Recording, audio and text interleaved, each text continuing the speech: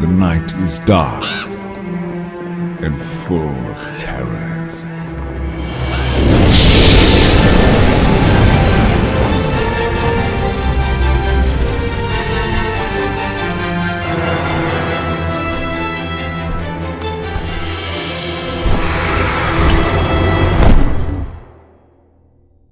What if Jaime and Cersei were never lovers? Let's explore the depths of it in the video. Cersei and Jaime both sit in their chambers. Though surrounded by riches and splendor, they feel like prisoners as their mother paces the room. Her face is drawn taut and her gaze is hard as she mutters to herself. They do not know the full details of what happened, but manage to pick up some.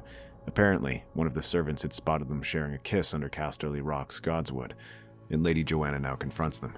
Jaime rubs his thumbs together nervously, but Cersei glares at the door, as if expecting the guilty servant to materialize before them. Finally, Joanna speaks.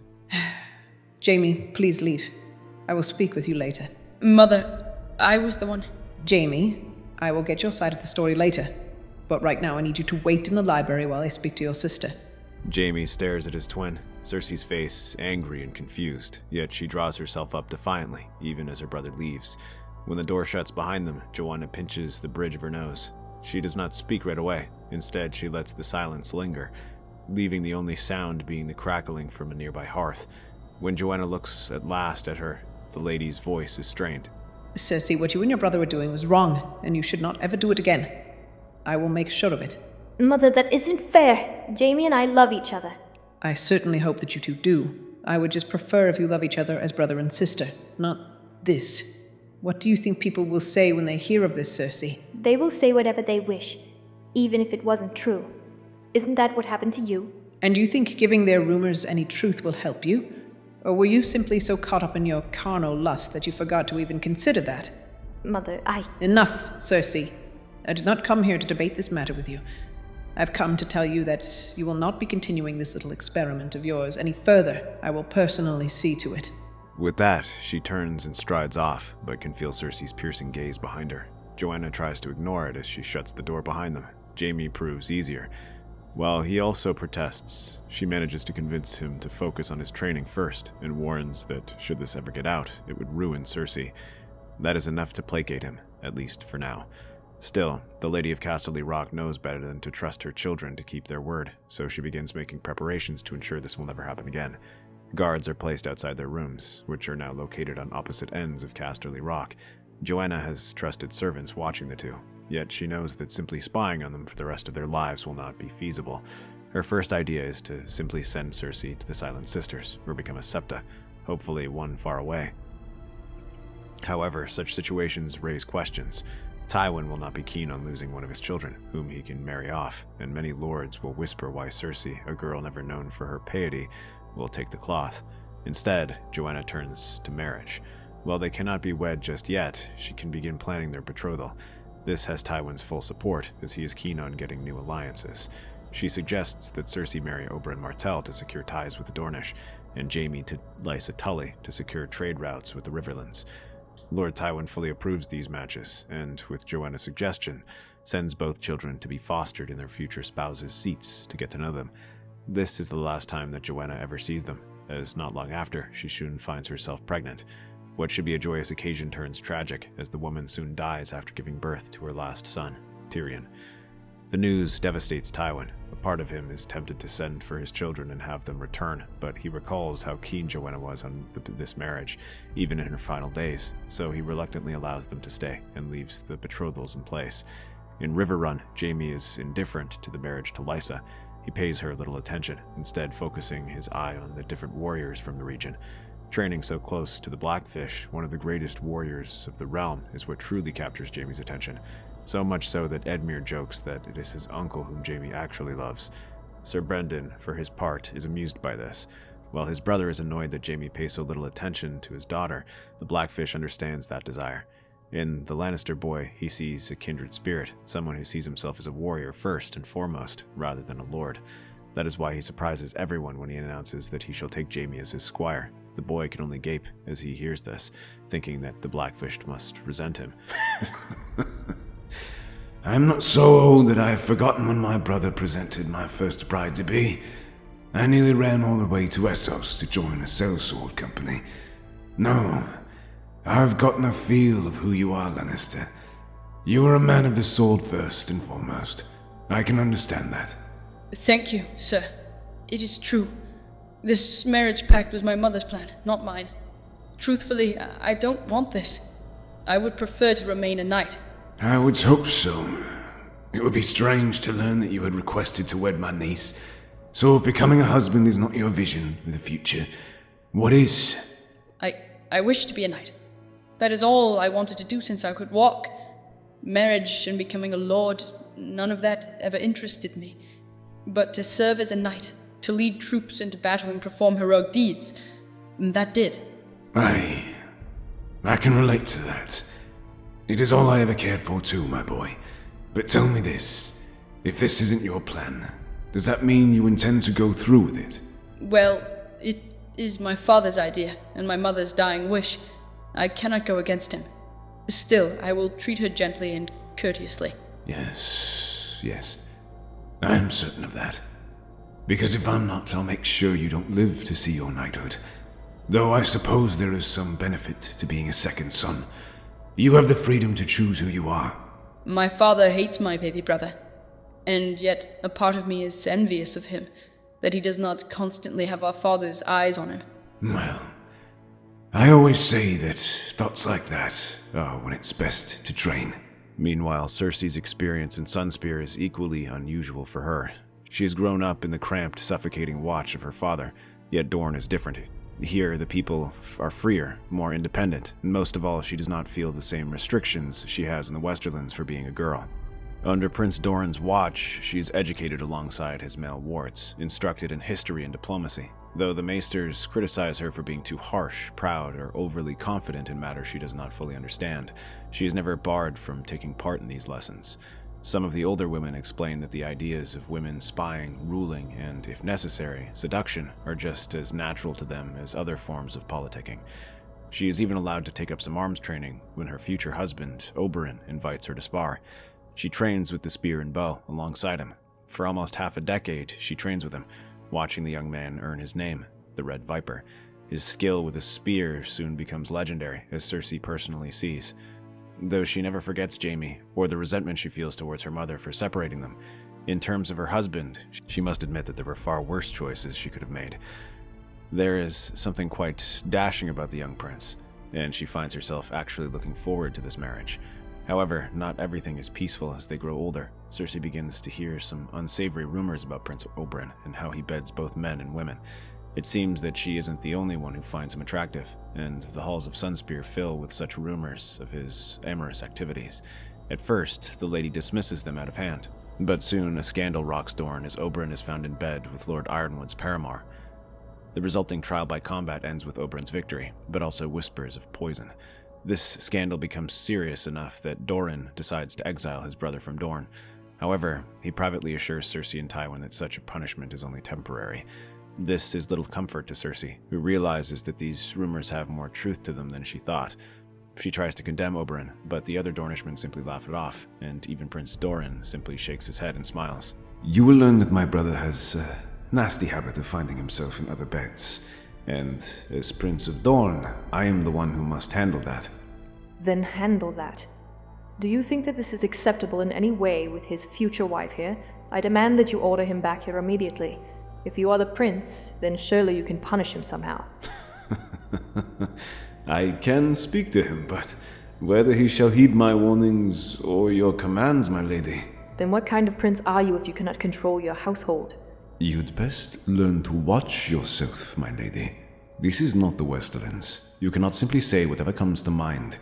Words have consequences here, especially insults. Is that a threat? Advice, child. In fact, let me give you some more. Dorne is not like the rest of the Seven Kingdoms. If you have not yet realized that, our laws are different, and we are proud of it. If you wish to condemn my brother, you will be condemning all of Dorne, and you will find that you have few allies. So I'm simply to accept this adultery even when we are wed? On the contrary, you are not some helpless maid. Hence, we trained you in combat and ruling.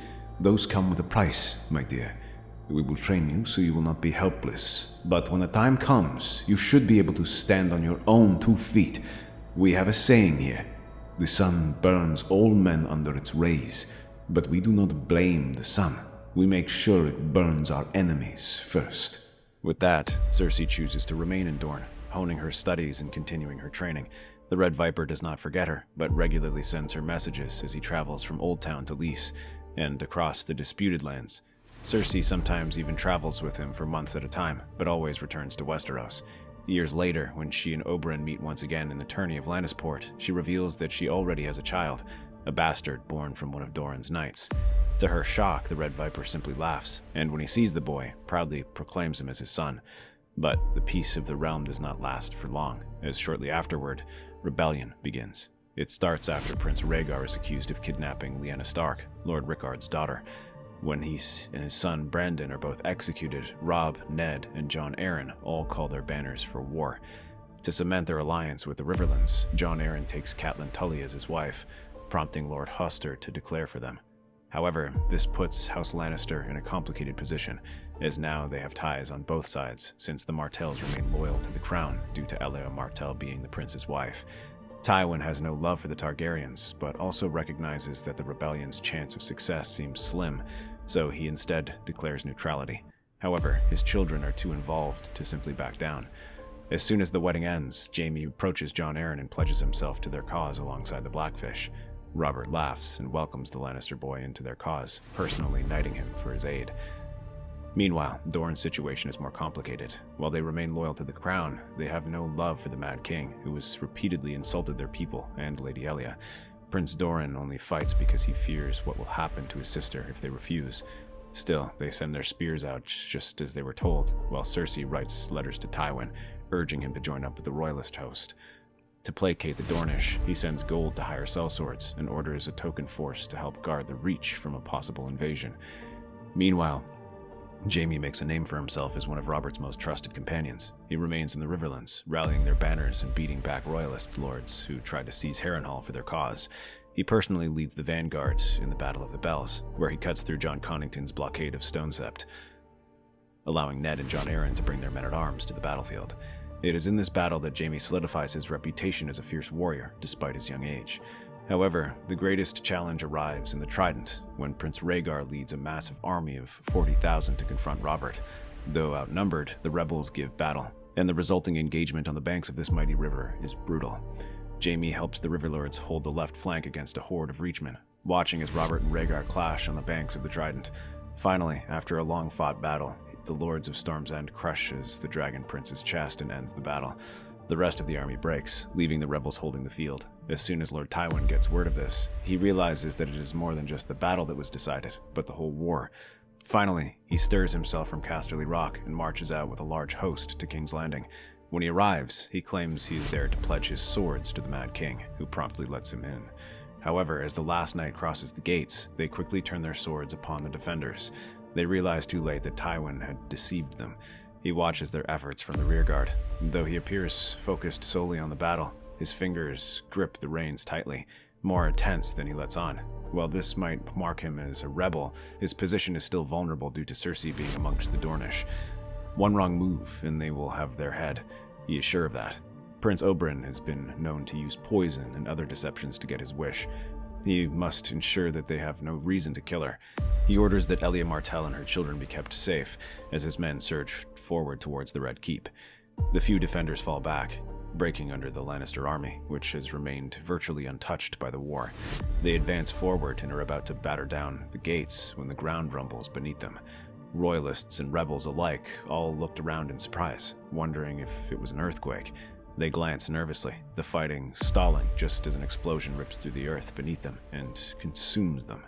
Men scream as green fire bursts forth from fissures, like a portal to one of the hells. The heat surges outward, cooking men inside their armor and consuming them to ash. Entire buildings rumble as caches inside critical places like the Sept of Baelor, the Dragon Pit, and the Streets of Steel all ignite their ordnance. Entire streets are consumed by fire, while buildings collapse upon themselves, burying those unfortunate enough to survive in the rubble. Among those is Tywin, who is buried by a collapsing house as he tries to flee. The Mad King watches all of this from the Red Keep, laughing just as the fires consume him as well. When the rest of the rebels arrive, they find a city in complete ruin. Their faces go slack, as where King's Landing once stretched for leagues and leagues is nothing more than a ruin. Jaime in particular is grief-stricken as he pours through the ruins, seeing the half-burnt lion banners scattered everywhere. He calls for others to help search for any survivors or bodies. He digs through the rubble until his fingers bleed, and his friend, Ned Stark, helps him. But it soon becomes clear that there are not going to be any survivors. Jaime only stops when he finds something amidst the ruins. At first, it seems like a nugget of gold, shapeless and tarnished. However, as he examines it, Jaime sees the half-melted shape of a lion. Its face was disfigured by the fire, but the young knight recognizes it, recalling how his father was fond of wearing it. It slowly drops from his hands into the ground. Jaime, don't say it. I know, my boy. I'm sorry. Those words are like a stab to the heart, and Jaime feels his eyes water. His efforts to wipe them with his palm are in vain, so he simply pounds his fists into the ground as he wails. Ned places his cloak around him, and Brendan grabs some bandages to begin tending to his hands. After what feels like an eternity, they leave, but not before Sir Brendan picks up the clasp and offers them to Jaime. With the death of Tywin, the Mad King, and his family, the war is effectively over. But now the question begins to arise as to what happened. News spreads of the burning of King's Landing, and this completely silenced the realm. For over 300 years, the city had been a fixture of maps. It has been the beating heart of the Seven Kingdoms. Many had family there, and it housed centuries of history, innovation, and experience. And all of that was snuffed out in an instant. The only question people have is how this happened and who was responsible. Many choose to blame the Mad King, saying that he must have plotted this as a final act of spite against the rebels. Others claim that Tywin brought some weapons to destroy the Targaryens. That is why he had refused to join the war initially, to prepare for it. The fact that there were almost no survivors who could confirm or deny these claims means these rumors spread like wildfire. Houses that have already chosen their sides now blame the other for its destruction. Though the killing might have stopped, the war still burns in everyone's hearts.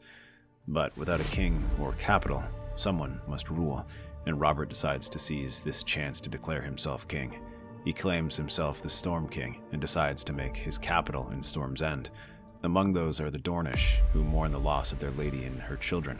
Oberyn is furious, blaming Aerys for keeping Elia hostage, Tywin for his treachery, and even if he did not bring the weapon, his betrayal spurred Aerys into drastic action. Lord Aaron, who hurriedly sends a delegation to try and smooth matters over, personally speaks to Prince Doran, saying that right now they cannot afford another war. Too much blood has been shed, and the entire realm needs unity. He whispers of how Dorne will stand alone if they rise up, and Prince Doran agrees. Though he smiles and accepts these words, he does not forget the damage that has been done to them. Meanwhile, Viserys Targaryen manages to slip by into exile while the rest of the realm is still reeling. Yet Ned and Jaime have other things on their mind as they ride towards the Tower of Joy to search for Lyanna. There they find the remaining Kingsguard members guarding the door. You have my sister, sirs. I will have her back. Apologies, Lord Stark, but we were under strict orders by Prince Rhaegar not to let anyone take her but him. Rhaegar is dead, and that's unfortunate for you, as we do not feel comfortable handing her over to you. Be warned, sirs. The two of us are still grieving the loss of our own kin. We are not in a very forgiving mood today. Think on that before you draw steel. You have talent, young lion, but do not think you are our equal yet. You still have much to learn before you can cut your steel with us. We shall see. No, we shall not pass. Sir Arthur, we are brothers by law. I have no desire to fight you or any of your comrades. Enough bloodshed has occurred in the last year. If we can walk home without anyone else dying, I shall consider that a success. Lord Stark, believe it or not, we are grieving your loss. I have no dislike for you, and desire not to add to your pain. But we have been given orders. Is that what you told yourself after the Mad King burned my father alive? Careful, Lord Stark. And what of you, Sir Arthur? Did you give any thought to these orders and how they might harm your sister? If we draw blood here, she will either lose a brother or a husband. Can you bear that thought? I cannot. That is why I offer you the chance to sheathe your steel. My brothers are here. We took an oath to a dead king. Is that truly worth dying for? As he looked at the Kingsguard, he waits for the answer, whether it be through swords or words, but none of them dares make a move. Instead, Sir Arthur releases his grip on his sword and gestures for his comrades to follow. Sir Geralt and Oswald look at him in surprise. They tense up, unsure whether to stop or join him, but at last the White Bull takes a deep breath and steps forward to help him. Sighing, Sir Oswald joins in. The three bring them up to Lyanna, but it is too late. The young Stark girl is pleased to see Ned, but her health is deteriorated since Rhaegar left. The birthing process was long, and though the maester did everything he could, she succumbed to complications, leaving only silence and her child. Soon, she proclaims this Jaehaerys. But even as they grieve the loss of their lady, there is a more pressing question of what they should do. All of them rule out telling Robert. Even Ned recognizes that his hatred for the Targaryens is great, and he may even put the boy to death. They briefly consider allowing him to remain in Dorne under Sir Arthur's watchful eye, but dismiss that notion. It would be too risky due to its proximity to Sunspear and the potential for the Martells to learn about Jaehaerys.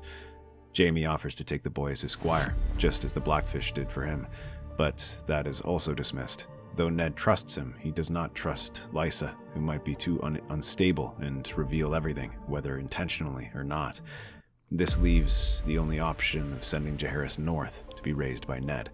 The Kingsguard offer their services to him, but the realm will believe that Jaehaerys is simply a bastard, all except for Ashara, whom Ned and Arthur trust enough with the truth.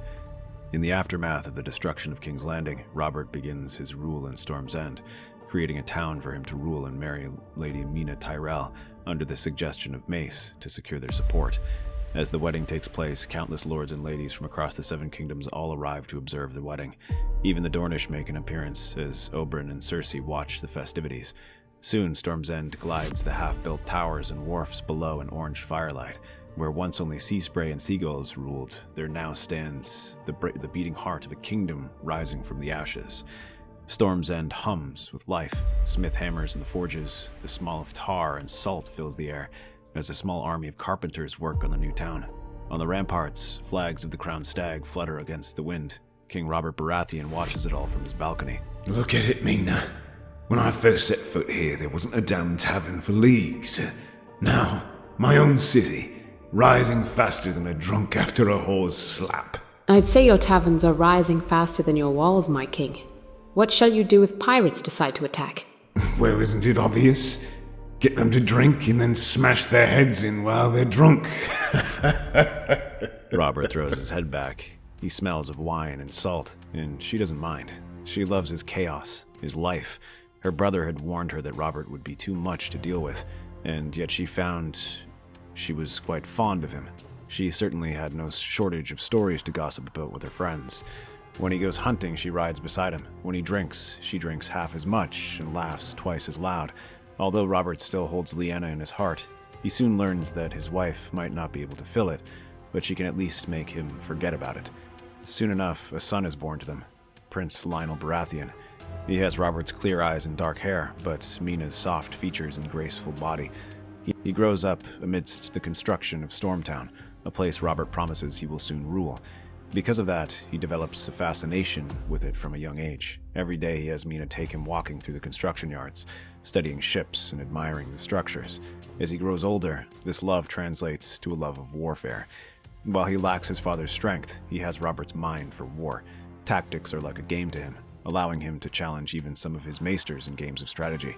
Combat is harder, as he must work triple time to understand the techniques Robert uses. He certainly has a challenge, as in the training yard, he grows up with a group of constant companions.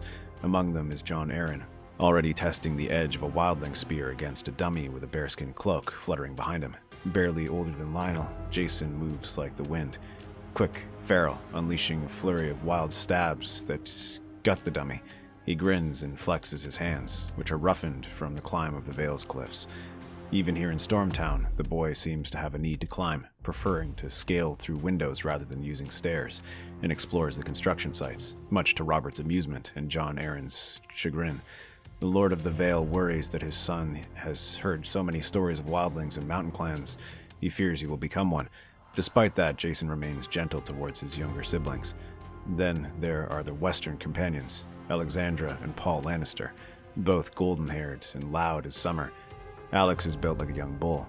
Her greatsword is nearly as tall as she is. She grew up practically worshipping her father and pleading with him to train her. At first, he refused, seeing how terrified Lysa was. Yet, when he refused, Alex tried to train herself, and nearly cut her arm open when she picked up her first sword. Rather than leave his daughter to injure herself, the Lord of Casterly Rock relents and trains her. In truth, there isn't much else he'd rather do. After Tywin's death, it fell to him to rule Casterly Rock, but in reality, his brother was more responsible for that. Though Jaime might be its lord, he comes to rely on Tyrion to actually handle the administration. The young Lannister gladly steps up, and Jaime loves him for it, so much so that more than one of his bannermen has nearly been run through when they spoke ill of the dwarf of Casterly Rock. Meanwhile, Paul prefers the company of a book or a lute that he absently strums whenever a girl his age passes by. He has some skill with a sword, but prefers to stand in his uncle Tyrion's court, listening to him verbally lash the Westerlords while he entertains them with songs. The yard fills with laughter. These four, Lionel, Jason, Alex, and Paul, are called the King's Fledglings by the Stormlanders. They speak of adventures to come, of their dreams, and in the Lannisters' case, occasionally of their cousins to the south. Though Dorne has accepted Robert's rule, they remain uninterested in the affairs of the Seven Kingdoms. Cersei Lannister, now a princess of Dorne, keeps a watchful eye on her own children. By her side, Oberyn stands half naked and laughing at some joke only he finds funny. Though she had come here as a stranger, Cersei soon grows fond of Dorne, more than she ever did her home in Casterly Rock. Here, she is freer than she ever was before, and Prince Oberyn proves to be amiable company. He is wild and unpredictable, but that is what she loves about him. He does not care what she thinks about his company of other men, and she learns to look the other way when he does. Their marriage works, not because of love, but because both give each other space. That and their children. Her bastard, Daemon Sand, grows up with Oberyn sand snakes and thrives in that environment. He fights with a dagger in each hand, shunning knightly chivalry for ferocity and speed. Though large and strong, he prefers daggers over swords and spears. Meanwhile, the daughter they have, Hara, lounges in the shade, her quiver and shortbow resting at her feet as she instead studies the recent missives given to her by the Maester, allowing her to learn about the happenings in Dorne. In this sun-scorched court, Cersei has everything she once dreamed of: power, respect, and a throne of her own. And yet, when she hears of her brother Jaime's golden-haired children thriving in Robert's court, something tightens in her chest. Envy, perhaps, or loss. But a part of her is also resentful at how distant they had grown. While they had visited Jaime several times in the past, their meetings grew increasingly tense, as Jaime is not the brother she recalls, and she is probably not the sister he remembers. Her brother instead seems focused on Brendan Tully, whom he almost views as more of a father than Lord Tywin, and speaks of what Robert wishes, but never what she desires. Soon her visits become less frequent, and the Westerlands feel less like home. And in the cold north, snow falls on Winterfell. For most of his life, Jaehaerys grew up with Ned as his father and Ashara as his mother. The two certainly treat him as such, while his protectors hide themselves as common men-at-arms, allowing the boy to grow up with a relatively normal life. He is soon joined by another boy who will become his brother, Franklin Stark. The two soon become inseparable, with his younger brother becoming his dark shadow. Though raised by Lord Eddard to be honorable, Franklin is also raised by the Kingsguard and receives training. Arthur and Geralt gravitate towards Jaehaerys, but Sir Oswald Went grows fond of the younger Stark. He grows up to be an uncle of sorts for the younger boy. While the others talk of chivalry and honor, Oswell is bluntly pragmatic, urging Franklin that in battle there is no such thing as dishonorable tactics, especially when fighting for others' safety. There is only the will to survive, or not. When the two boys spar, Jaehaerys is confident and strong, and Franklin's fierce and unpredictable. Though younger, the boy protects his older brother from the idle gossip that is so common in castles like this. While Jaehaerys tries to ignore them, Franklin is quick to challenge them to fights. This usually pulls his older brother in. While he finds his younger brother difficult and sometimes exhausting, he comes to rely on him. They grow fast. The two of them are close as brothers. They are. They will protect each other when the time comes. That is as close to brothers as they need to be. That makes me glad. He has your strength, both of them. But Franklin only fights as fiercely because of it. And your mind. He does things that I would not imagine, not because he enjoys it, but because he understands duty. So, as for the first few years, the realm knows peace as the next generation grows up separately. However, as Robert focuses on rebuilding the realm, cracks in its old foundation begin to show. Little did they know that amidst the ashes of King's Landing, there was one who survived. The spider had somehow managed to skitter out from the ruins and seeks to rebuild his influence bit by bit. He starts in Dorne, where the king's influence is weakest, and there he discovers a strange knight by the name of Darkstar, who offers information unlike anything he's ever heard before. Apparently, the Sword of the Morning and his comrades, long thought dead or escaped across the narrow sea, are far closer to home. He had his spy in the Tower of Joy, one of Lyanna's servants, report everything to him. They had left together with a child claimed to be Rhaegar's only surviving son. At first, Varys cannot believe it, but as he sends his little birds north, they report 3 strange men-at-arms in the Stark service, all guarding his bastard son. Suddenly he realizes that there is more truth to these rumors than he realized. With that, there comes an opportunity to strike and gain support for his plans. He has Darkstar journey to Stormtown to present this news to Robert. At first, the king is angered by the news and assumes that these are efforts to slander his name. Ned Stark is a dear friend of mine, Sir Geralt. I will not take kindly to insults about his honor. If you are wise, you'd be silent before I order your tongue to be ripped out. Is this how the king responds to men who bring him news that could threaten his rule, by using violence without even looking into things? No, that's how I deal with liars and charlatans. I hear you are a gifted warrior, Darkstar. Let us see if you are good enough to survive me in trial by combat, or would you prefer I simply send you to the wall and save yourself the shame? I would prefer you look into things before you condemn a man to death. Surely that is a reasonable request, especially when it is your son's birthright I am warning you about. Do not bring my son into this. Your Grace, Lord Eddard has proven himself to be a loyal servant in the past, but that is why I am confident he can explain everything and clear up such an obvious misunderstanding. Husband, I hate to admit it, but we should at least look into this. I like Ned. He's a good man. But if these rumors are not quashed entirely, then they will fester. So perhaps we should handle them now, before things escalate even further. Robert looks around with a sigh. He can see that the court is in favor of this. Even his own brothers and Jon Arryn admit that it would be for the best. The king throws his hands up in the air and decides to send a raven, telling Ned to come and bring these 3 men-at-arms in question. When he receives this in Winterfell, Ned Stark's face turns grim as he looks at the men who have been his companions since that fateful day. Though they were once enemies, he's come to regard them as confidants and allies. However, none of them backs down. They have never fully believed that they were safe and steeled themselves for such a time that this would happen. Sir Arthur agrees and vows to never reveal Jaehaerys' secret. Sir Geralt and Oswald join him, and together the 4 men journey south, while Ashara remains with Ned. Ashara, my lady, I am sorry to ask so much from you, but there is no one else I would trust within than you. Speak no more of this, my husband. I understand this boy is my responsibility as much as you and my brothers. Trusting him with me just reminds me you are no man's fool. I am sorry you must bear this responsibility. It is no responsibility to care for the one I love. It is you as a more difficult task. I hope our oath of a king will remember who stood by him through the thick and thin. You're too cruel to him. Perhaps I am. Give Robert my best. With that, the small group sets off to King's Landing. They travel by ship and arrive at the docks soon after. Ned takes only the 3 of them with him. They are all hooded, and when they approach the throne room, Darkstar stands there, alongside Mace Tyrell, Stannis, Renly, Mina, and Robert. In the corner is Jaime, whose expression is grim as he offers them a reassuring nod. Ned, I'm sorry for having to drag you so far south for this nonsense, but half my court seems to have lost their wits about this rumor. I understand, Your Grace. May I ask what this rumor is about? That you have taken the surviving Kingsguard into your service and are hiding them in Winterfell. I see.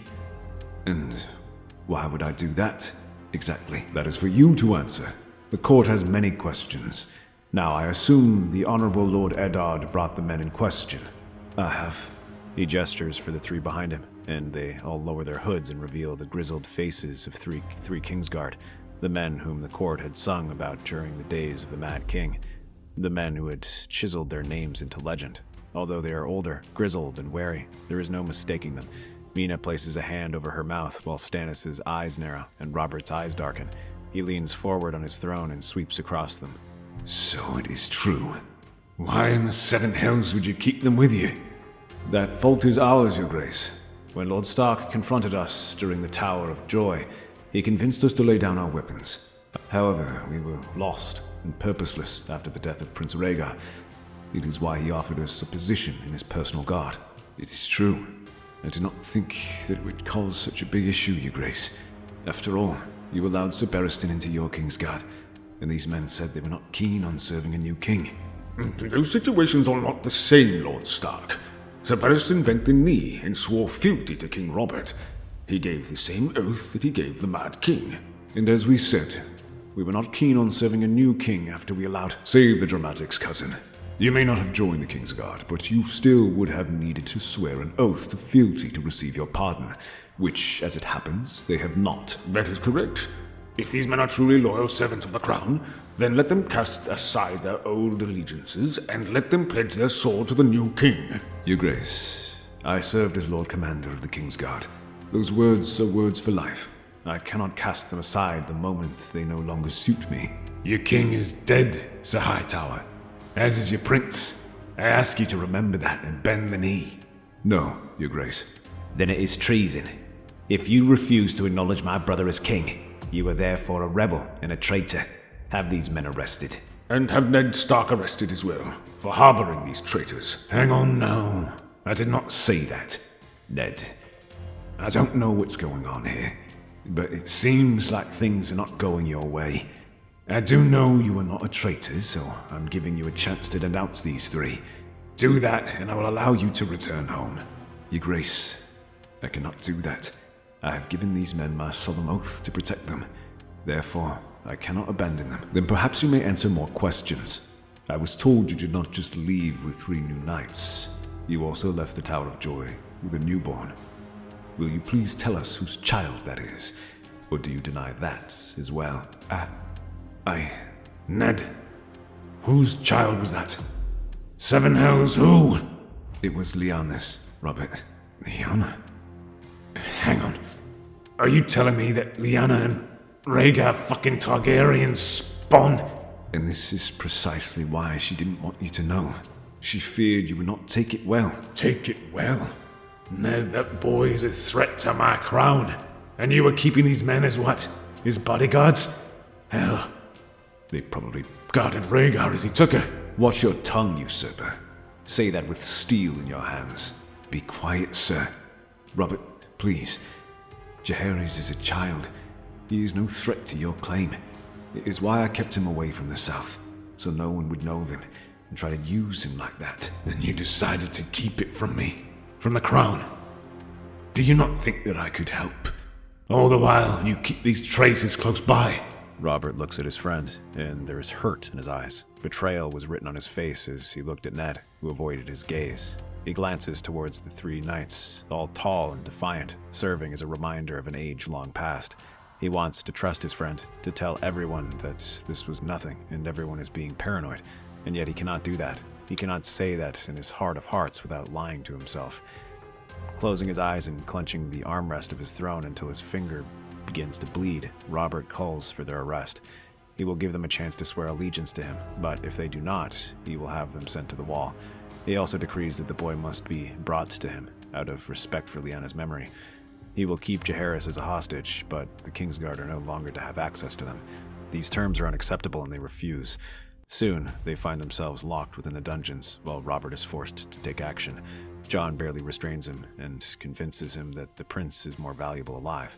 Lionel and Jason both watch this, surprised at how angry the king is. They have rarely seen him so furious, and they keep their distance. Robert orders the north be blockaded, with a land force preventing any merchants from traveling through the neck, while the royal fleet is sent to blockade White Harbor. Lastly, he orders Jaime to use the Lannister fleet to block off the western coast. All of this aims to force Ned to accept these terms while preventing any bloodshed. But rather than easing tensions, Lady Ashara steels herself and calls the banners. They do not march out, but she informs them to be on standby and ready to fight when their time comes. Though a woman, the Northmen know her dedication to Lord Stark, and they send their men to fight for her. The first to pledge themselves is her own son, Franklin. With the rumors swirling around, they are forced to acknowledge it. But rather than be discouraged, most of the Northmen only feel more keen on fighting for Ned. They know he will never betray the king. They begin to draw up plans on how to free Ned, but it turns out none of them are necessary as Jaime emerges in their cell in the dead of night. While he is loyal to Robert, he cannot sit back and watch the king do this. So alongside Sir Barristan, he breaks into the black cells and helps them escape. We do not have long. Robert means to starve the North into submission, but I have a plan. We must act quickly, though. You risk much helping us, Lord Jaime. You have my thanks. I like Robert. I have followed him through war and peace, and never has he given me a reason to doubt an order. Until now. I understand why you are here, young one, but what of you, Sir Barristan? You took an oath. I did. I also took one to defend the weak and fight for justice. With that, they guide them towards the stable where the 5 of them ride off, with Sir Barristan staying behind to ensure no one follows them. When they arrive in the Westerlands, Ned and the Kingsguard take ships back to the north provided by House Lannister, as Jaime refuses to enforce Robert's blockade. Instead, he gathers his forces and marches towards the Riverlands. Fields that only weeks ago bore barley and wheat now bristle with pikes and banners as they move fast through the muddy roads, the gold lion flapping beside the white trout of Tully. Jaime knows that every step south draws Robert's wrath closer. He cannot stop until he reaches Riverrun. Edmure Tully's banners hang over the battlements, few but imposing. Jaime simply rides up to the gates and shouts for Edmure to open his doors for him. That depends. Are you coming here as an ally or an invader? Neither. I come as a peacemaker, Edmure. I aim to end this war before it gets out of hand. You mean to defy the king? Jaime, you are playing a dangerous game. Perhaps I am. But I also know that if this comes to war, the Riverlands will suffer. Ah, I never realized the Riverlands had such a close place in your heart. It does. After all, this is the place my son will inherit. That is, unless you finally wed and father a child of your own. No. Let us not get ahead of ourselves, Lord Jaime. You know, it could be considered treason to simply be seen speaking with you. There are rumors that you helped Ned Stark escape. Perhaps I did. But it had to be done. Did it? You had to betray the king? You told me once that when it comes to me forging my own destiny, not to live by others' plans. Well, that is what I'm doing right now. Sir Edmure, open the gate. What? Yes, I know, Lord Jaime. He would not break an oath if there wasn't a good reason. Within days, half of the Riverlords answer to Jaime's summons. The Blackwood, Piper, and Vance banners rise beside his, but others, stern, suspicious, or too fearful of royal reprisal, hold back. Among them are the Freys, who continue to blockade the neck. Jaime's jaw tightens at the word. His hope was to strong-arm the Freys into ending the blockade, but now it seems like he will need to go there. But before his force can march out, reports arrive that a royalist host is marching to face him. The sound of drums roll over the plains, slow and steady as Stannis leads a force from the Vale and Stormlands. At his side is young Jason Arryn. Jaime cannot risk advancing on the twins, with them prowling, and sets up a defensive position to face them along the Green Fork. Jaime's men spread along the opposing ridge. He orders his cavalry to wheel left, archers to the rise. The first clash is thunder. Mounted knights drive into the Stormland ranks, splintering shields and spears. The roar of steel against steel drowns the cries of dying men. Jaime rides at the front, his golden hair matted with rain and blood, his sword flashing as he shouts his men forward. The aggressive cavalry charge was unexpected, but Stannis rallies his men and orders the retreating soldiers to form a secondary line. Every time his banners waver, he is there, driving his line forward, grim as the tide. Jason Arryn leads the flank, his young face streaked with mud, cutting down a knight twice his age with a clean stroke.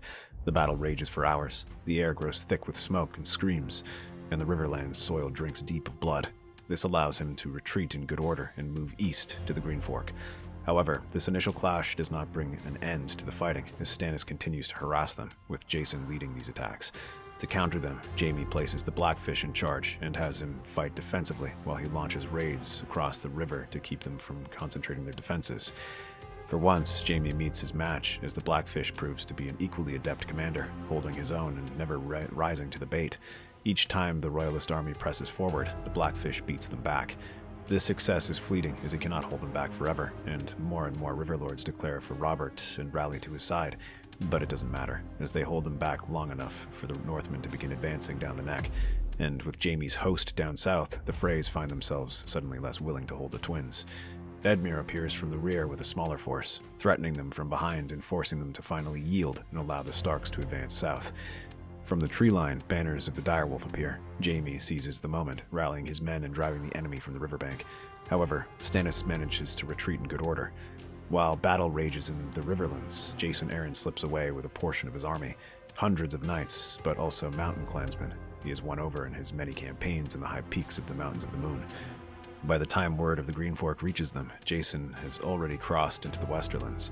While the Golden Tooth is well garrisoned and supplied, he avoids it entirely as his mountain clansmen guide him through the narrow passes of the Westerlands, slipping into the region before anyone even realizes it. Though Stannis is beaten back, he is not going to surrender and already awaits reinforcements from the south as Mace gathers his men. He secures Harrenhal and halts the Northmen's advance. Seeing that they will not recapture the Riverlands completely, the Lannister and Stark forces focus on crushing the remaining Royalist strongholds. Sir Geralt lays siege to Derry, while Oswell keeps watch over Stannis and his old home. Meanwhile, Sir Arthur and Jaime cut a swath of destructions to defeat the Riverlords west of the Red Fork who refuse to join their call. But not every realm stirs. In the marble halls of Sunspear, Dorne Martell listens in silence, watching everything unfold. Though they are summoned by Robert, neither is quick to respond, as they feel no loyalty to either side.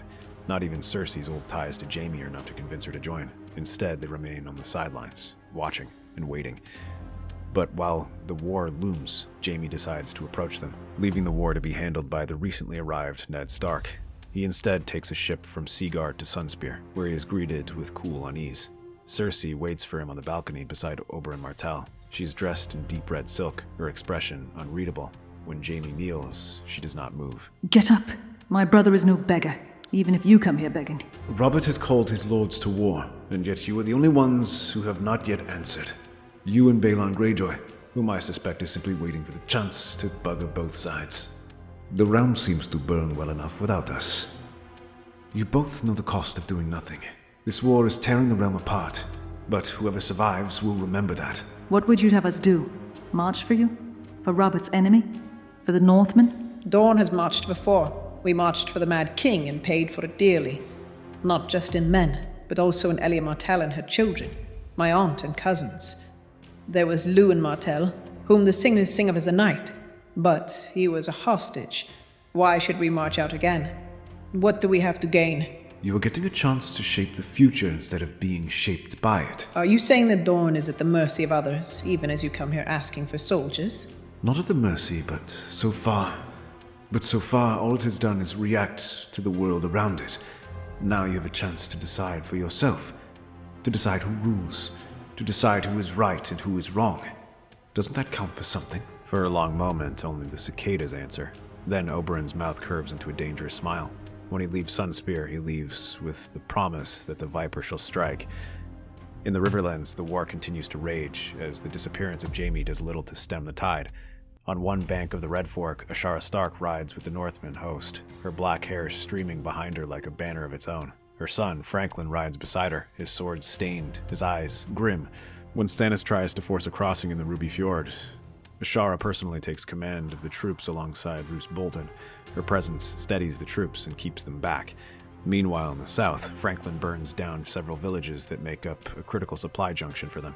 However, Stannis counters by seizing several border castles, while Jon Arryn overwhelms the garrison in Derry, and in the rear, Robert lumbers forward. In the marshes, Sir Oswald Went leads his cavalry through waist-deep water, striking at the flanks of Tyrell outriders. His horse stumbles, mud splattering his armor, but he continues to fight forward, roaring towards his men until the river around him is red with blood. Ned operates from Riverrun, planning the strategy and directing soldiers where they are needed. He notices every crack, every fault in their defenses, but the Royalist reinforcements are endless. Tyrell spears glint in the sun like waves of green steel. Stormlanders follow them, grim-faced and relentless. For every field the North takes, the Reach takes two more. Slowly, inexorably, the tide begins to turn. Far to the west, in Casterly Rock, the defenders stand at their posts, certain that no army can reach them. Jason Aaron stands at the edge of the cliff, his cloak snapping in the salt wind. Beside him, the mountain clansmen he once fought now climb like shadows over stone, their bare hands gripping rock. While the Lannister Guard rushes to meet a diversionary attack at the main gate, commanded by the Valemen, the clansmen scale the sheer face of the rock itself. When the first of them reaches the parapet, a sentry barely has time to shout before he's dragged over the wall. The alarm spreads, but it's too late. Shagga, take the stone crows down and open the gate. Chella, secure the walls. Timet, you and your burned men are with me. They descend deeper, aiming to cause as much chaos as possible. He soon runs into Alex and Paul. Alex chuckles and raises her blade, while Paul steps out from one of the balconies with a sword. If I knew you were coming, we would have prepared a feast for you, Jason. Oh, it's no worries. I'll just settle for this castle. Well then, unfortunately we can't do that. But would you rather we escort you out the door or you climb down to where you came? With that, the two of them charge at him. Jason smirks and rushes to face them, his shield blocking Paul's strike while his spear thrusts to keep Alex back. But the large lioness bats him aside and bull rushes him. Jason takes the attack head on, but stumbles as she pushes him. He raises his shield and clangs it against his back before Paul's blade sings past a few inches from his neck. He spins and brings his shield up and pushes the next stab back. Jason then rushes and headbutts Paul before dropping to crouch and feeling Alex's sword whistle downward. I sense some anger. We're still friends, right? Oh yeah, of course. What would make you think we weren't? She suddenly sweeps her greatsword and sends him flying back. Alex fights like her father, fearless and laughing as she swings her greatsword. Paul moves with speed and grace, rallying men and dodging attacks with a smirk. Seeing himself unable to overpower the large girl, Jason's sword meets Paul as he focuses on him, pushing him back to the balcony. Paul's foot slips on wet stone, and Jason shouts, but the words come out too late. The edge of Paul's boot finds nothing but air. He falls backward off the parapet, hitting the ledge below. For a heartbeat, everyone stops. Alex turns to see her brother's broken body far below and lets out a scream and charges Jason with raw fury, her strikes wild and heavy, but there is no defending against them. Soon, Jason stumbles to the ground, his spear jerking aside and his shield falling apart as she begins to punch him. Only when two of his clansmen, Shagga and Timet, seize him and drag him back does she break off her onslaught. I'll kill you. But even as she says that, her men fall around her. The Vale has taken the rock. Yet, just as the war seems over in the north, the Dornish Viper strikes. They rush out of the marches, quickly laying siege to the Martyr Lords, while Hara uses her knowledge of the various houses to keep them from joining together. She plays rivals against each other, treats with less loyal lords, reminding them that their king and most of their men are bottled up. When that fails, Daemon and his daggers work, launching ambushes at relief columns with his father, or sneaking into camps at night to assassinate men in their sleep.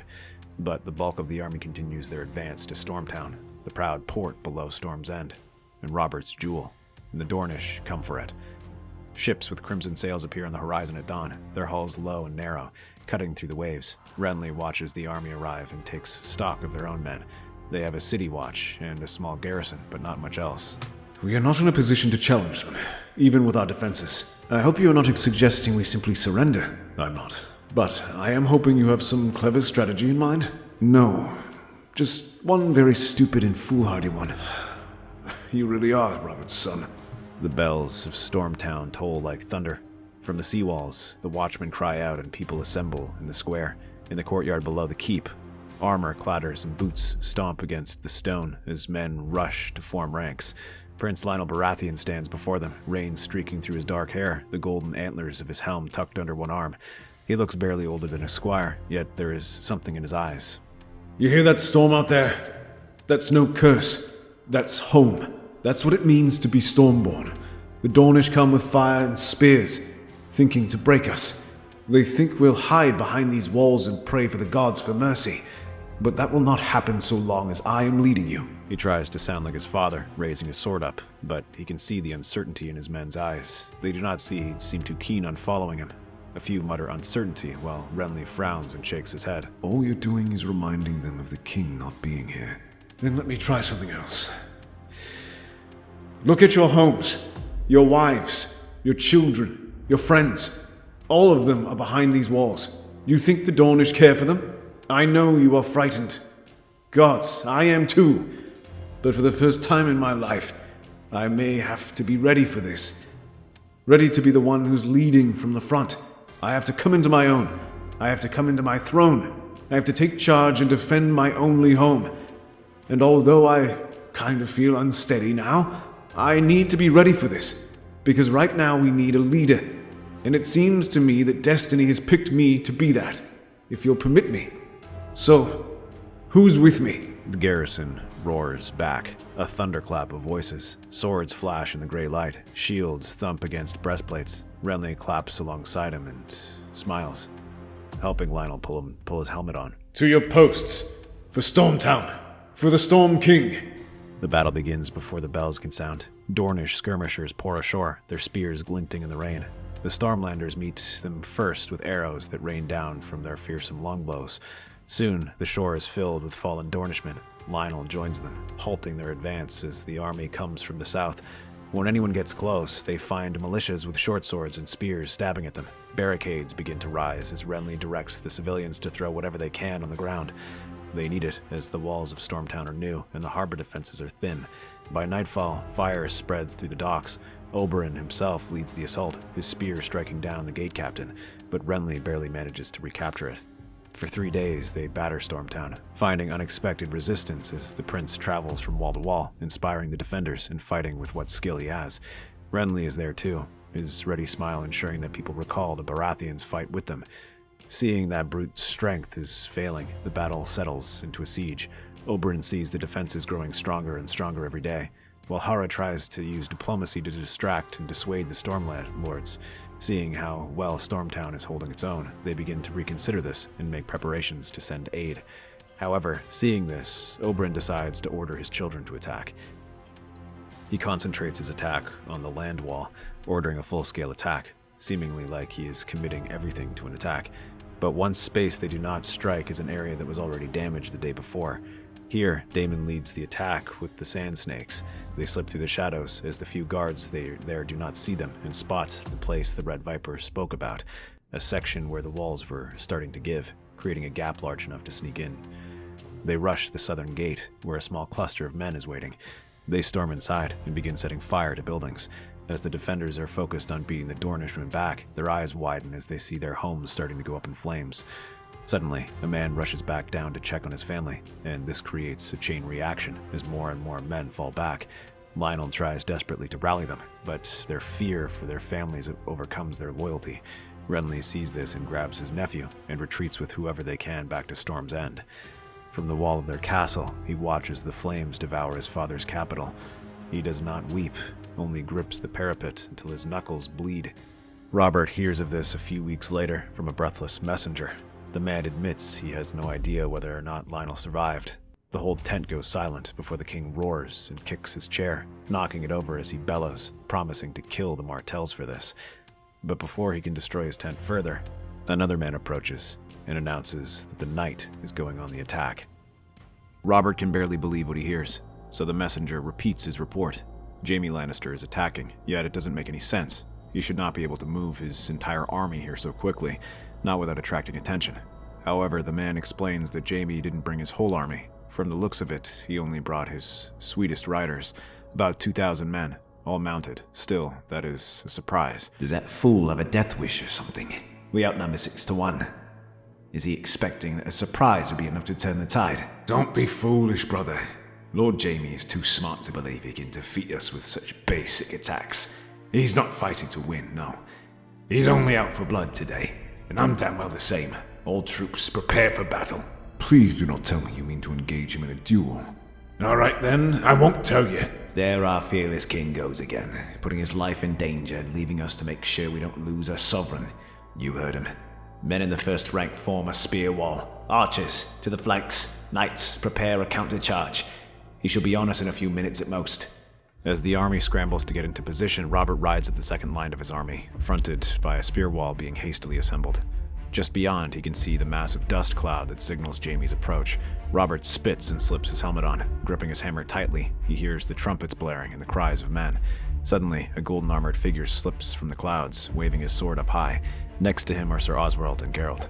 Behind him are hundreds of other men, all in good mail and plate, with golden lions flying proudly, mixed with a dozen banners from across the Westerlands. Stannis shouts for his men to brace themselves, but it's too late. As the first volley of arrows comes raining down, a few of the knights fall, but the rest of them continue to advance, and once they strike the spear wall, the defenses shatter like a rotten stick.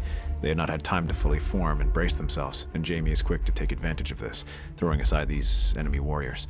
The two Kingsguard take their units and sweep up the flanks, rolling them back and opening a path for Jaime. Rather than wait for them to reach him, Robert orders a charge, and his own cavalry comes rushing forward to meet him.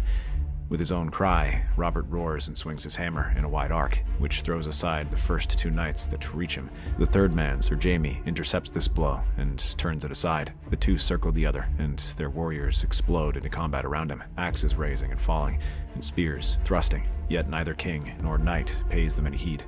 Roaring, Jaime comes raining down attacks on him yet again, forcing Robert to raise the haft of his hammer and use it to block. Each strike rattles him, but he keeps his saddle and starts to push them aside before sweeping his hammer. Jaime arches his back and lets it fly past him before roaring. Is this what you wanted, Robert? You will pay for my son. So is that what it is? A son for a son? Where is Lionel Lannister? Answer me that. As he speaks, his blood pounds into his ears as the king bellows, bringing his hammer whooshing down. Jaime raises his shield to block, but the blow jars him and sends him skidding back.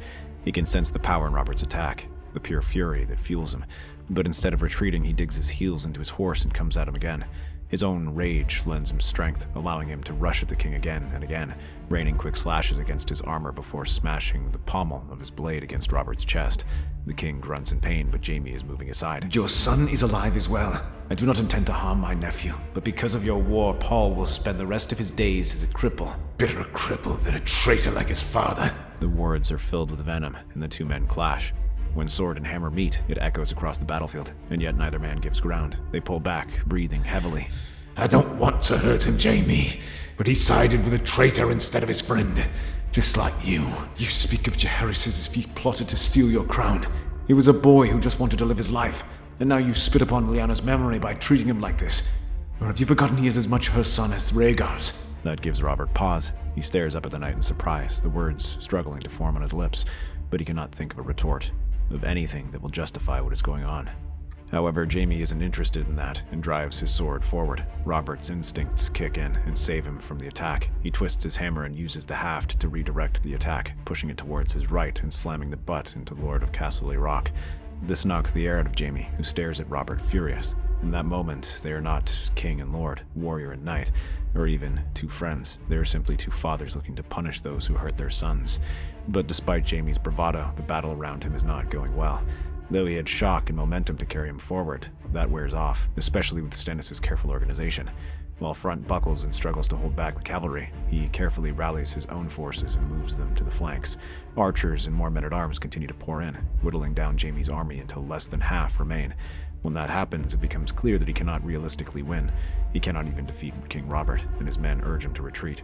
Sir Geralt uses Jaime to retreat while they still have a chance. Cursing, the young Lord of Casterly Rock orders his men to retreat, and their signaler orders the remaining men to ride back the way they came, reduced to only a few hundred riders after 2,000.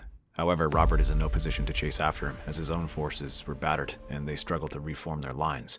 Stannis arrives and gives a casualty report, but the king barely hears this as he considers his next move. His thoughts are on Lionel and Storm's End, and at the same time, he also thinks of Paul and Casterly Rock.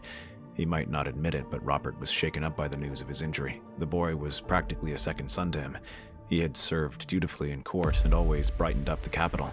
Rather than join the war meeting, Robert excuses himself and considers his options. That is, until Stannis raises the possibility of rescuing Lionel. Sir Davos is a good man, and I trust him with my life. He has breached Storm's End once. I have no doubt he can do it again. Then have it be done. Very well. But you know we cannot leave the Stormlands in the mercy of these Dornishmen. I hear Sir Loras is being sent by Lord Mace to retake the lost territory, but I do not trust that boy with such a task. Nor would it look good if someone else retook our homeland for us. Agreed. You will ride back and Retake our home. I will. Lord Jaime wants My head. If I were to leave, he would see that something is wrong. So I will remain here and keep his attention. Very well.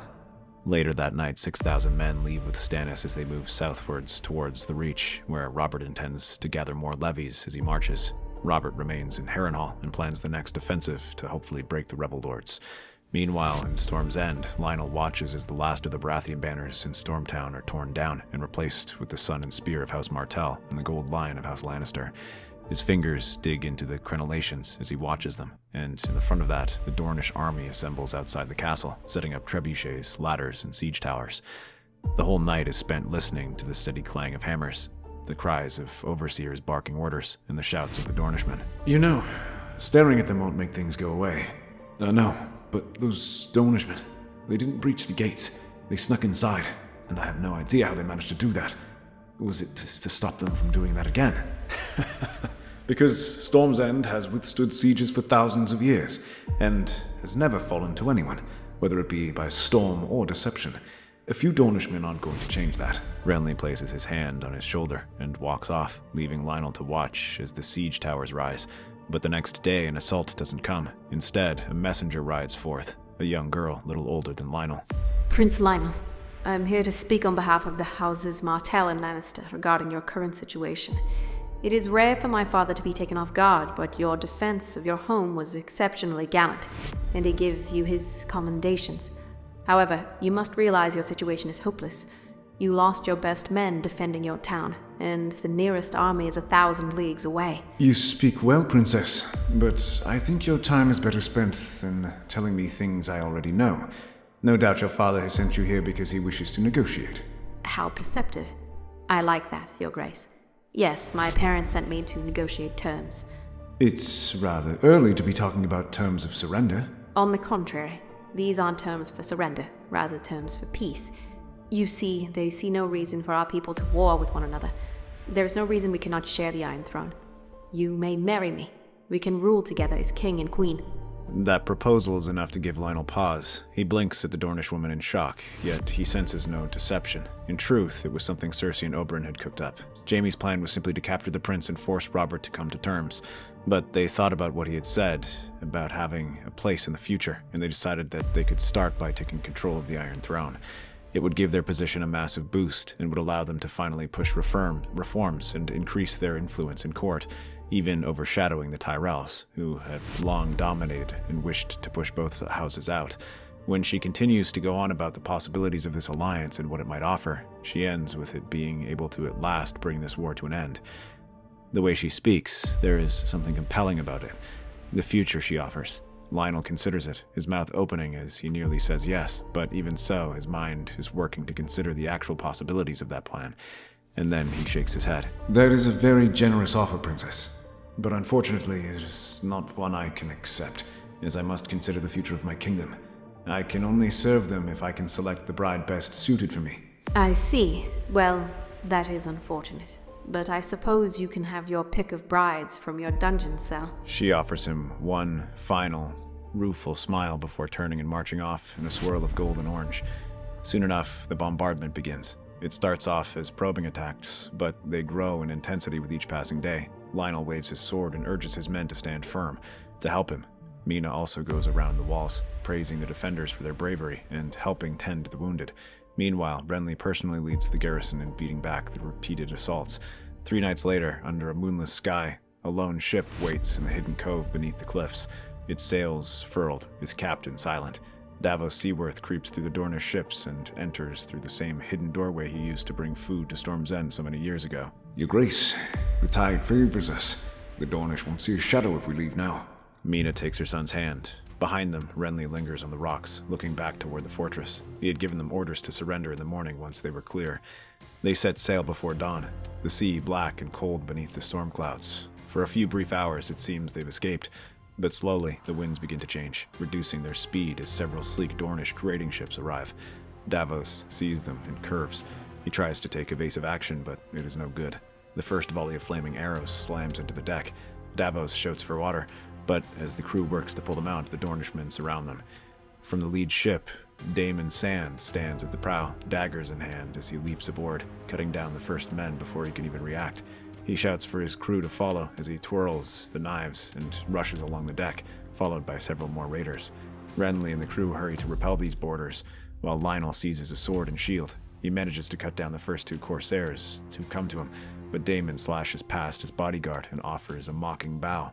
Your Grace. He springs forward like a shadow cat, blades flashing in the air. Lionel tries to raise his shield in front of him, thrusting his sword out from behind, but Daemon does not stay still.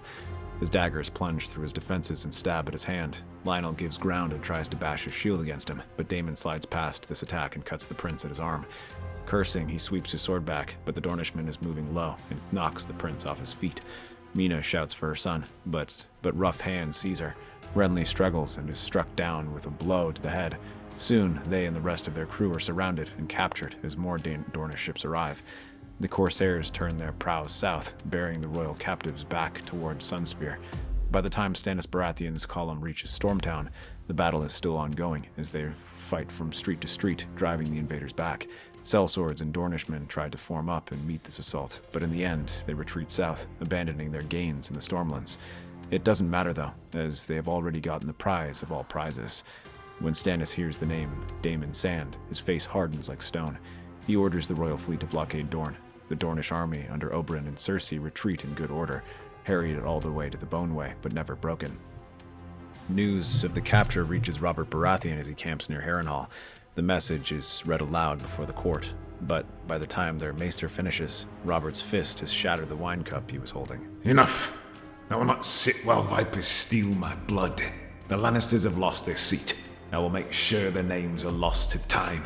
He orders the banners raised, a full-scale offensive.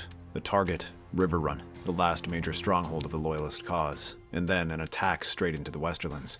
The royal host surges west like a tide, tens of thousands of men marching beneath black and gold. But it is not Jaime who stands against them. At the fords of the Red Fork, beneath gray skies heavy with rain, Eddard Stark waits, his sons beside him, his banners whipping in the wind.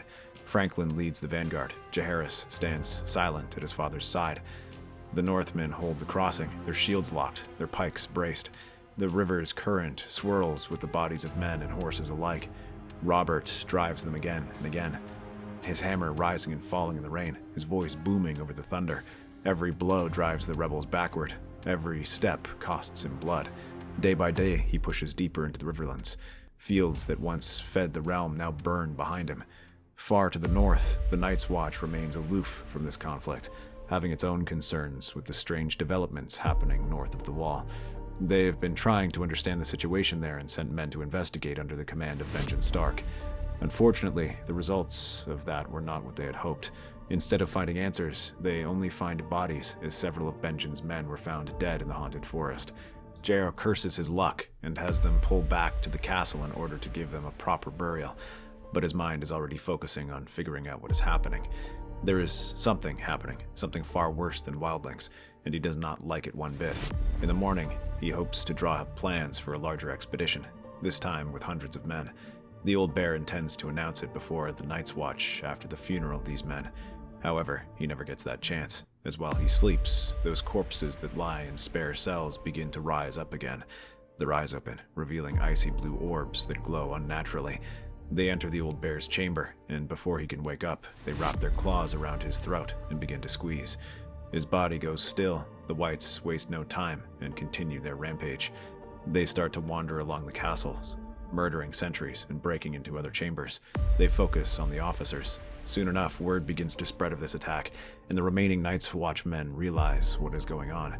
They hurry to deal with these strange invaders. While some can barely make sense of what's happening, they fall upon the whites and hack them to pieces with their blades and daggers. However, what they do not realize is that this is no simple attack. The whites are not striking mindlessly, but their mouths open and speak words that no human can understand. It is a tongue older than the first men, and known only to their icy masters.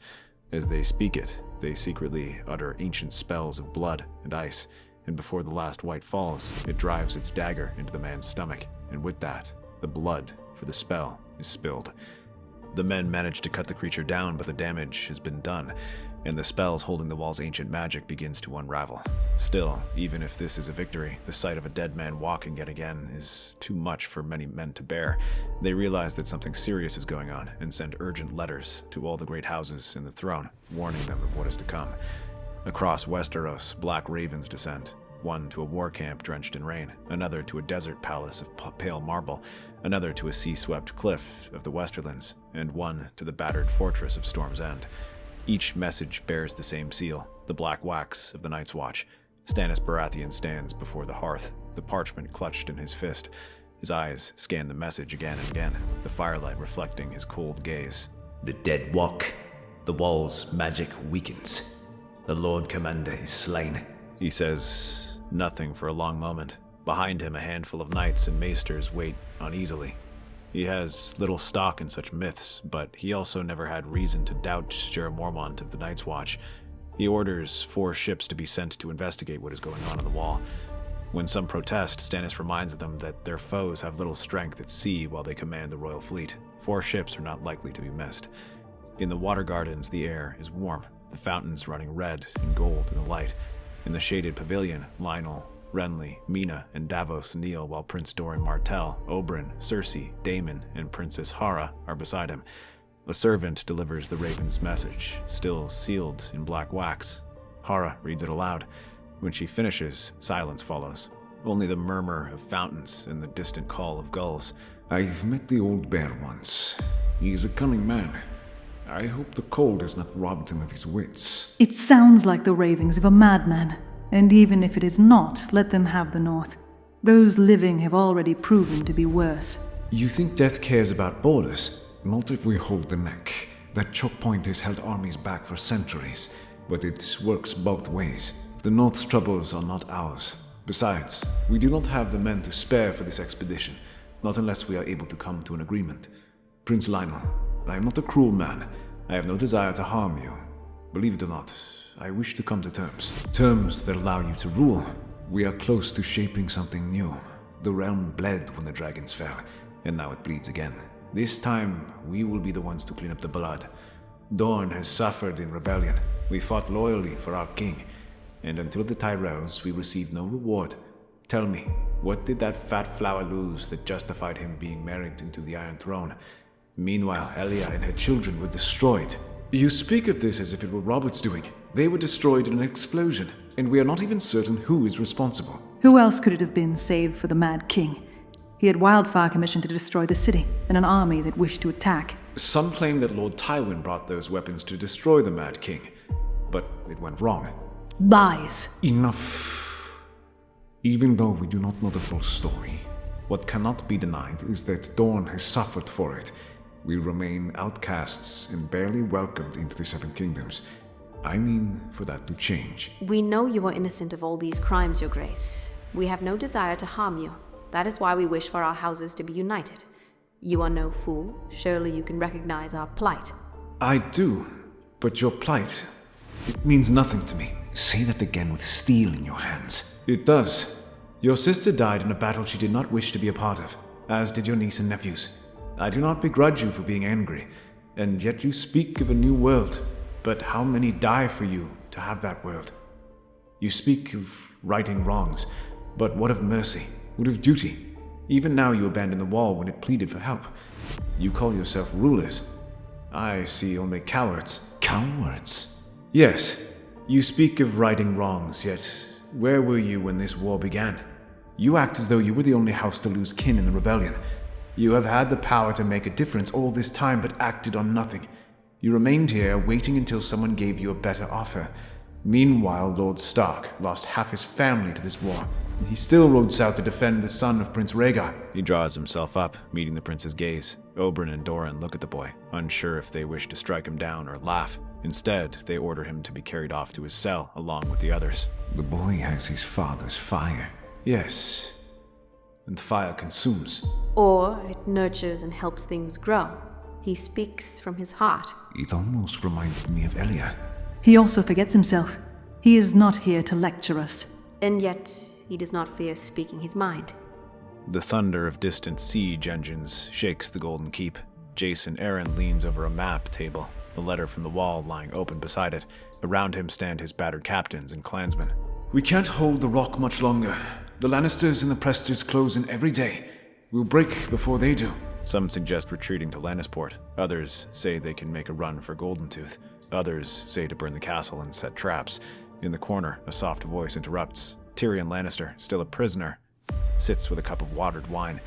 He is given freedom of movement and seems to favor following Jason around. You're not running from the army, my lord. You're running from your guilt. Careful, imp. Please. Of all the lords of Casterly Rock I've seen, you frighten me the least. Do you not have the stomach to do what it takes to rule? To act in the ways my father has? Really now? Maybe I should feed you to Shagga, and we'll see if you have a different tune. You may, but that is just another ghost to haunt you. You do not fear the swords of those outside. You fear the swords you've already defeated. My nephew and niece. You know, the nice boy you crippled. Jason's fingers clench into a fist as he crushes the glass in his hand and sends its shards falling to the ground. He lurches to his feet and glares at Tyrion, but the little Lannister only chuckles. Yet that amusement does not reach his face as he looks up at him, and anger flashes in his eyes. Jason orders him sent away as he considers their next move. The clansmen with him glance at their lord, the man they had followed for so long. They have never seen him this uncertain, and as they leave, they offer a few more tentative glances. But once he is alone, the young knight decides to walk towards the tower cell where the prisoners are kept. The guards stand at attention and open the door for him. Inside, Paul Lannister sits by the fire, his arms bound tightly in linen, his once carefree face pale and drawn. A sheet covers his broken legs. Alex stands beside him, her clothes rumpled and her golden hair unkempt. Her eyes watch Jason's every movement. Come to finish what you started? I didn't come to fight, only to speak. You've said enough with your sword. Easy, sister. The man looks half dead already. I suppose that makes two of us. Too soon. I came to ask your forgiveness. Forgiveness? You scaled our walls with savages, set our homes ablaze, and nearly killed my brother. You think words will mend that? No, I don't. But I can't leave this place without trying. When I struck you, when you fell, I thought I'd killed you. I see your face every time I close my eyes. I still do. I see your face whenever I walk these halls, whenever I look out of the balcony. So that's it. You're here to clean your conscience. You didn't mean it, I know. The fight, it was chaos. It happens. No, Paul. It doesn't just happen. I let rage guide me. I thought I was fighting enemies. But when I looked down and saw you bleeding on those stones, I wondered what I was doing here. Paul looks away, staring into the fire. The mask of charm slips. His gaze becomes distant as he breathes heavily. The young man slumps back on his sickbed and closes his eyes. After a moment, there are tears. Do you know what it's like to fall and think for just a moment that you'll never draw breath again? I do now. And I think of it every time I close my eyes. You killed our men, Jason. You shattered what peace was left between our houses. You call that a mistake? You think saying you did your duty will change that? No. But I will work to make this right. Your men are outside and I'm prepared to surrender. And for you to know that I wish it had been me who fell. For a long moment, there is only the crackle of fire. When he emerges, Tyrion is waiting for him by the stairs. He sips his goblet of wine. Jason looks ready to walk past him, but then he stops and pauses. Thank you. I didn't do it for you. My niece and nephews deserve closure. That still raises the question. What shall you do now? When tomorrow comes, I intend to open the gates and surrender. You will do no such thing. If you do that, they will kill you. Sir Presta has likely been ordered by Jaime to do exactly that, and I doubt I will be able to talk him down if he attacks. No, you will take your men and climb down the walls and escape north. The north? That letter was sent for a reason.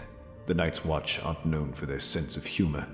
They may have exaggerated, but if there's something going on, then you being there can find the truth. And in the off chance that there is something going on, well, then having you around couldn't hurt. Jason looks at him and nods, but as he leaves, Tyrion smiles to himself. He meant what he said, but this would also remove him from the board. Killing Lord Aaron's heir would only cause more turmoil in this war and remove one of the few level-headed people in Robert's court. At least here he won't be able to do much harm. But as things quiet there, the situation in the Riverlands heats up as Robert orders a full-scale assault.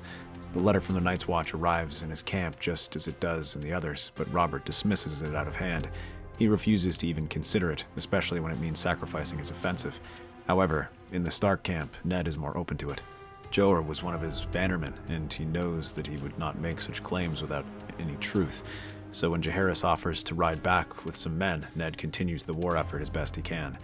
He fights defensively, trying to hold on to every strong point he can, every river crossing, but must cede ground as he prepares the defenses in River Run as Robert continues his assault. The king attacks furiously, his rage allowing him to smash through most defenses with ease and cross the Red Fork. Ned holds the center line, his sons at his side. Across the river, Robert's banners surge like a tide of gold and black. The battle is brutal. Franklin's flank crashes into the royal host once they are across, slaughtering them as they try to secure a beachhead. In another crossing, Jaime's cavalry sweeps from the other side, and the Blackfish's men close the jaws of a trap. For hours, the fighting grinds down to chaos, steel on steel, shields breaking, men screaming in the mud. Then, through the smoke, Robert himself appears. His warhammer swings, breaking shields, scattering men. He charges straight toward the Stark banners. Sir Arthur and his companions move to protect him, but Ned orders them to protect their friends. Ned meets him head-on. Their horses collide, their blades clash, and for a moment the years fall away. Robert knocks Ned from his horse, hammer smashing through his shield, sending him sprawling into the mud. He looms over him, breathing hard, rain streaking his face. Yield, Ned. Don't make me kill you. Is that what this is about, Robert? A crown? A boy you've never met? Tell me, is it your duty you're fighting for, or your hate? Enough. You hid this from me. You lied to me. And now you expect me to shut my ears as if it never happened. I asked you not to let the ghost of your past blind you.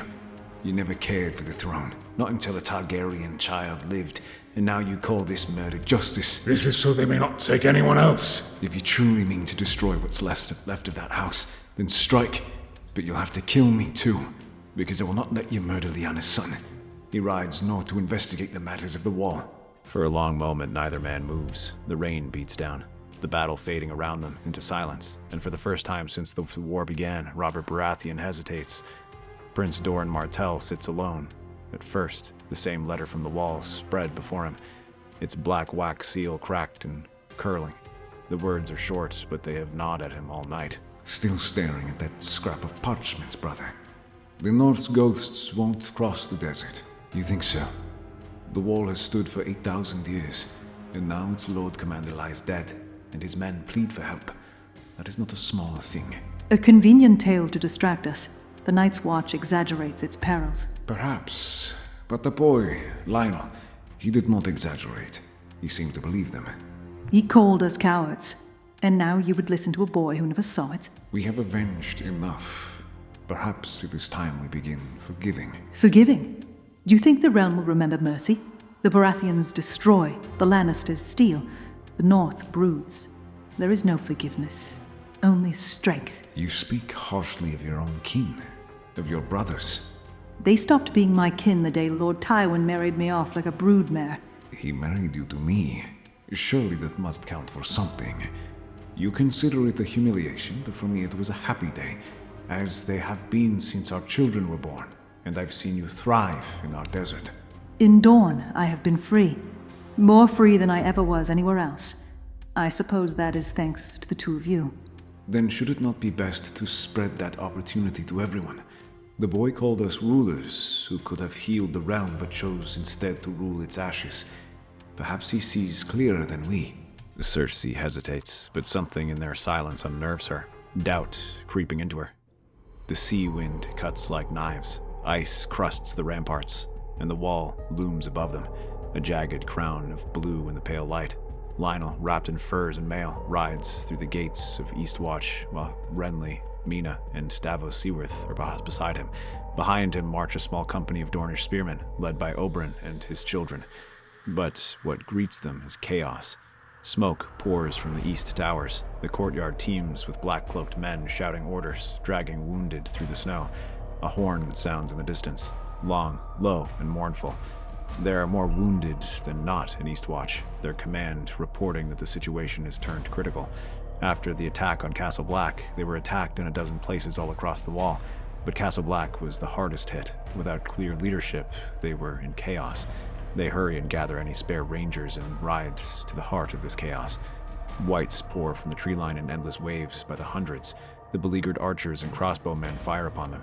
They have since learned that fire is an effective weapon, and while many fall, more take their place. They do not need pickaxes or ropes, simply digging their hands into the wall and pulling themselves up. Castle Black burns behind them, its walls crawling with corpses. Those who survive are pressed into this battle as Lionel organizes them, forming the Watchmen into 2 units while Oberyn commands the wall. With Daemon hacking off the hands of anyone that reaches the top, Renly rides with a troop of horses and runs down anything that reaches the top. Hara heads to the tower and writes to the other houses, urging them to send help. But another force arrives from the Shadow Tower. Jaehaerys rides at its head, his blade wreathed in firelight, his face streaked with soot. The 2 men lock eyes through the smoke. No hate, no history, only recognition. As they hurry to plug up the gate, Lionel offers a smile. So, you're the one who all this fuss is about? and you're the princeling who got himself captured. They clash, shoulder to shoulder, driving back the dead. Damon Sand darts through the gaps, knives flashing. Hara Martell shouts orders to the Dornish spearmen holding the breach.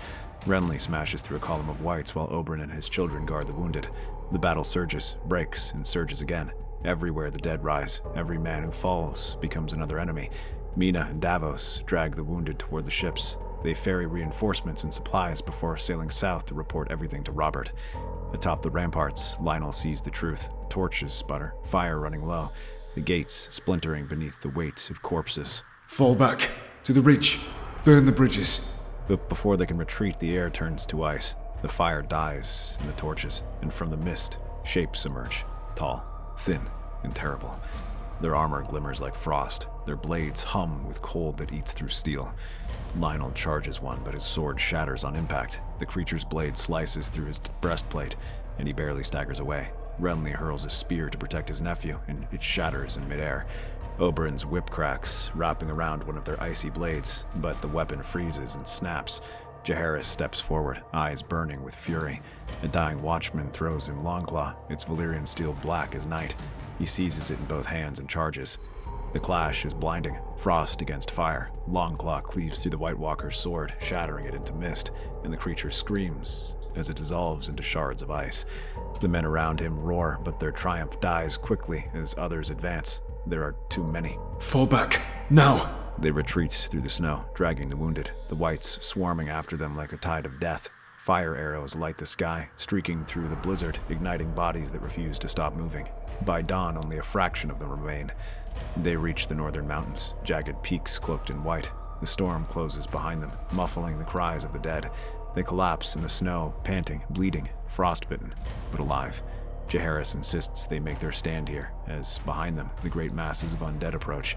Though they seem like a mindless horde, the White Walkers follow them. The lands are sparsely populated and closely packed, allowing them to hold back large numbers. Lionel looks to Jaehaerys, still clutching Longclaw. The sword's edge steams in the cold. You fought well, so did you. Let me borrow that blade next. I want to kill one of those things. Above them, the wall burns in the distance. The dead have climbed Castle Black. The war of the realm has just begun. Snow falls in great, silent sheets as beneath the shadow of the mountains, the last of the living gather. The survivors of the Watch, the Dornishmen, the Baratheons, and the wild northern clans huddle together in a line of frozen keeps belonging to the mountain clansmen. When they see Lionel and Jaehaerys riding to them, begging for aid, they do not hesitate. The eldest are the first to rise, volunteering to sell their lives dearly while their young escape. These hills have kept our fathers for 10,000 years. If we die here, we die standing. Then we die together. Spoken like a king. The dead come with the storm. The wind screams through the pass as thousands of whites hurl themselves against the wooden palisades. Behind it is a solid shield wall of men. Flaming arrows streak through the night, spears thrust through gaps in the wall. The whites batter against them as Oberyn shouts for them to hold, and then their spears jab forward, taking a dozen whites. They repeat this process again and again until their weapons shatter and men grow too tired to stand. Men shout, burn, fall, and rise again. Jaehaerys leads from the gate, Longclaw cutting arcs of fire through the cold. Lionel fights back-to-back with Daemon and Hara Martell, their blades flashing green with wildfire oil. Every step costs blood, every retreat buys a moment. The first holdfast falls before dawn, the second lasts until the next moonrise. At each, the defenders fight to the last, buying time for the others to fall back deeper into the mountains. Soon, the snow is blanketed by ash and death. By the time they reach the higher peaks, there are fewer than 2,000 left. The rest lie buried under the snow, fled westward, or walk among the enemy. The defenders form a shield wall at the narrow throat of the valley. The Night's Watch stands at its center. The Dornish form the flanks, spears leveled. The mountain clans hold the ridge above, ready with burning pitch. The wind grows still, the horizon moves, an endless wave of whites crawling over the snow, their shrieks echoing through the canyons. The clash shakes the world. Steel meets ice. Fire flares and dies. The living push, fall back, and push again. The air fills with the stink of burning flesh and the screams of dying men. Jaehaerys fights until his arms ache, until his breath turns to blood. Lionel shouts for the lines to hold, but they are breaking. The defenses collapse. The wildfire casks run empty. The last banner falls into the snow. Jaehaerys looks up and sees something moving atop the ridge. and then ropes are thrown down. Figures descend through the snow and smoke, men with fur-lined cloaks, their faces hidden by frost. Clansmen, but not Northmen, those from the Vale. The first is a burly fighter with an axe in each hand. Tell them Shagga, son of Dolph, sent them dead men back to their graves. Timid, son of Timid, has no fear of corpsemen. Burn them and attack. And at the ridge, Jason Aaron rappels down and hands his rope to Lionel. Climb up, losers. We're going fighting. Behind him, Alex follows, her axe red with blood as she cuts down whites clamoring after them. And then Paul Lannister charges through the melee on horseback from the ridge behind them, legs bound in a special saddle provided by his uncle Tyrion. He whoops and looks more alive than ever, swinging his mace around. The charge slams into the undead ranks, scattering them long enough for the survivors to scale the cliff. Jaehaerys hauls Lionel up by the arm. You didn't think I'd miss the end of the world, did you? You've terrible timing, Aaron. He always has. Now try not to die. Otherwise, we came all this way for nothing. With the Lannister and Aaron soldiers reinforcing them, they begin to fortify the last hill as best they can. Below them are the lowlands, where the whites are free to spread out in any direction they reach. Jaehaerys and Lionel fight side by side, their men forming a crescent around the peak. The wildfire barrels are rolling down the slopes, igniting an emerald fire that devours the first wave of whites. Alex and Daemon lead shock charges while Paul fights desperate rearguard actions, unafraid to die. Jason and his climbers join Oberyn as they begin to place pots of wildfire across the ridge. Keep fighting. Outnumbered, alone, 3,000 strong. Only the best will hold this place of doom. Hearts made for battle, and we die alone. Tonight we dine in hell. Tonight we make them pay. Tonight the gods will know our names. Their words leave the defenders surging with renewed strength as they begin to retreat. The last to run is Paul and Renly, who allow the others to retreat before galloping through a ridge where Hara stands, bow in her hand as she takes aim at one of the wildfire pots. The mountains roar as the pots ignite, sending snow flying everywhere, knocking the snow built up over years loose and sends an avalanche tumbling down. The living redouble their efforts, keenly aware of their chances of survival if they are caught up. The whites are slower and less focused, thousands getting caught in these avalanches. Hara leaps down onto Paul's horse as the two gallop off with all speed. They do not stop running until they reach the foot of the mountain, when the snow is still, and for a moment there is silence. Then the snow shifts, cracks, moves. More whites crawl from the debris. The fire is dying. The air grows colder. From the mountaintop, the Night King descends from the storm. He rides a dead horse, his eyes burning blue through the blizzard. Around him, the wind freezes in place, every torch guttering, every breath turns to crystal. Lionel and Jaehaerys both rush forward, striking at the whites before they can fully rise. The others follow, jabbing desperately at the snow, but the dead continue to pop out of the snow like daisies. Blades shatter when they strike him, spears break, fire dies. But as they retreat, they run into the sights of banners. Robert, Ned, Jaime, Loras, and Stannis arriving at last with reinforcements from the south. The living thunder across the frozen plain, banners of the stag and direwolf and lion streaming side by side. Figures our boys would make the biggest, bloodiest mess in this whole war. They hit the White Army like a storm of iron. Roderick and the Kingsguard fight through their ranks, howling and charging straight to the small group of survivors under Jason's command. Robert swings his hammer, shattering whites like kindling. Ned and Jaime fight shoulder to shoulder, cutting a path through the horde toward the Night King himself. Loras roars and waves a morning star above his head, while Stannis takes up the rear. Yet while they enjoy success against the whites, the Night King and his White Walkers are a different story. Loras' morning star snaps, and the blade goes flying above his head. Stannis falls behind and struggles as his horse is killed underneath him. Lady Ashara fires arrows upon the Night King, but these blades falter. Both Ned and Jaime drive their swords into the Night King. Both shatter. Robert tries to protect them. While his weapon cannot injure him, it at least staggers him, as he rains down attack after attack until his hammer cracks and breaks. The Night King raises his blade to strike, and two figures leap from the ridge above, Jaehaerys and Lionel. Their blades meet the Night King at once. Lionel tackles the Night King to knock him off his balance, and Jaehaerys swings with his blade, but the Night King catches it, though now it is his blade's turn to crack. Suddenly, his foot lashes out and kicks Lionel aside. Jaehaerys takes this chance and swings at him again and rains down attacks as Robert roars and sees his boy fall. He seizes his hammer and smashes it across the Night King's face, but the head shatters and sends shrapnel across his face. He screams and feels blood pouring from his cheeks and temple.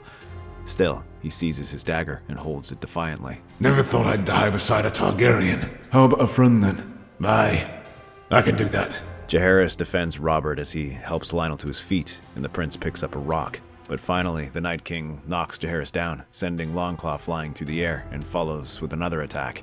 However, Sir Arthur gallops between them and defends this blow before tossing Dawn at him. Lionel grabs Longclaw as Jaehaerys seizes Dawn, and the two drive their swords into him. The creature's sword splinters like glass as he tries to defend, and the Night King staggers back, a soundless cry tearing through the air. For an instant, the world turns blinding white. Then, the Night King shatters. A shock wave ripples across the battlefield. The whites collapse where they stand, lifeless again. The silence that follows is total.